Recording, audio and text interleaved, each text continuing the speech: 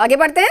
प्रधानमंत्री नरेंद्र मोदी अपने बिहार दौरे के दूसरे दिन रोहतास के बिक्रमगंज पहुंचे। अब इस दौरान प्रधानमंत्री मोदी जनसभा को संबोधित करते नजर आए।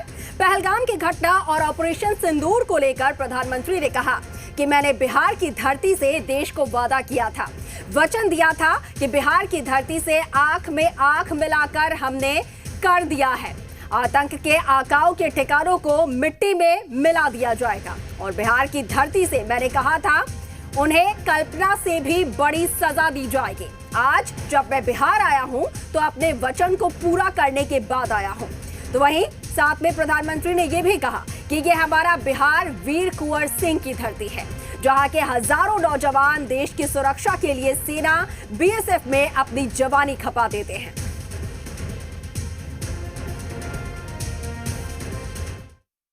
मैंने बिहार की धरती से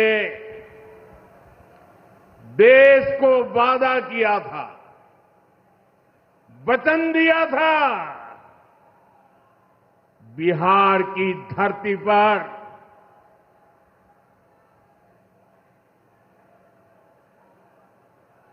आंख में आंख मिलाकर हमने कह दिया था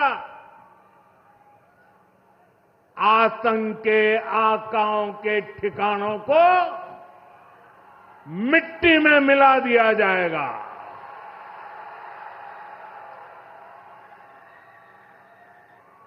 बिहार की धरती पर मैंने कहा था उन्हें कल्पना से भी बड़ी सजा होगी।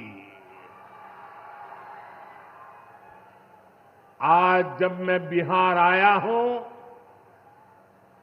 तो अपने वचन पूरा करने के बाद आया हूं।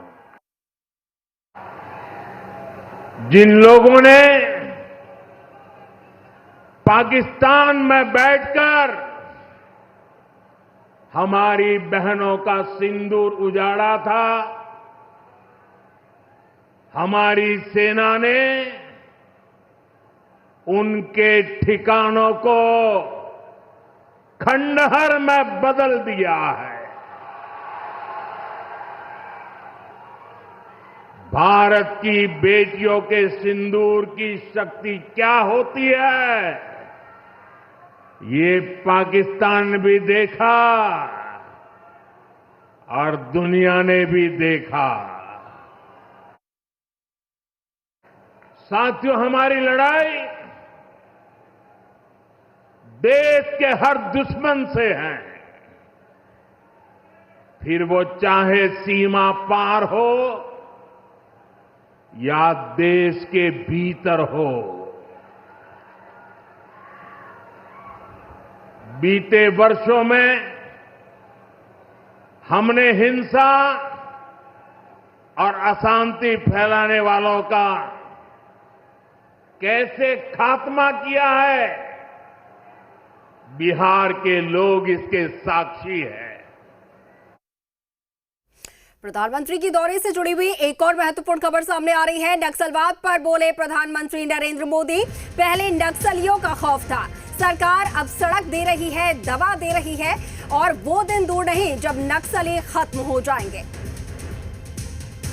तो नक्सलवाद को लेकर भी प्रधानमंत्री नरेंद्र मोदी ने एक सख्त संदेश यहां पर दिया है और उनका कहना है कि वो दिन दूर नहीं है जब पूरी तरीके से नक्सलवाद खत्म हो जाएगा। सासाराम, कैमूर और आसपास के इन जिलों में क्या हालात थे, नक्सलवाद कैसे हावी था,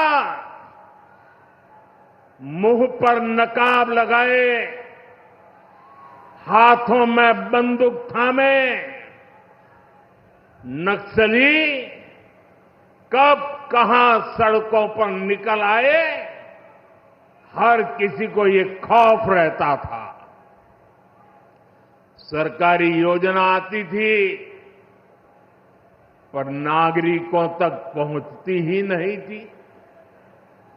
नक्सल प्रभावित गांव में न तो अस्पताल होता था, न मोबाइल टावर, कभी स्कूल जलाए जाते थे कभी सड़क बनाने वालों को मार दिया जाता था।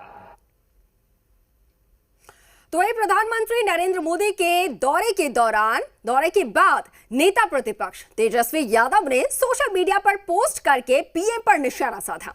उन्होंने अपने पोस्ट में लिखा कि बिहार में 20 वर्षों की एनडीए सरकार में बेरोजगारी, गरीबी और पलायन चरम पर है।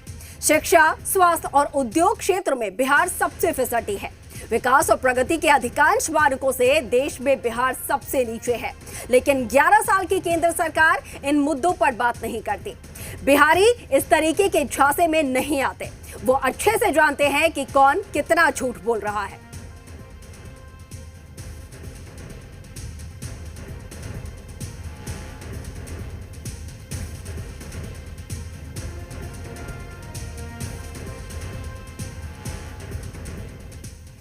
तो पीएम मोदी के बिहार में दिए बयान पर सियासत शुरू हो चुकी है। उधर जेडीयू और बीजेपी ने पीएम के बयान को सही ठहराया, तो वहीं आरजेडी ने पीएम के बयान को स्क्रिप्टेड बताया है।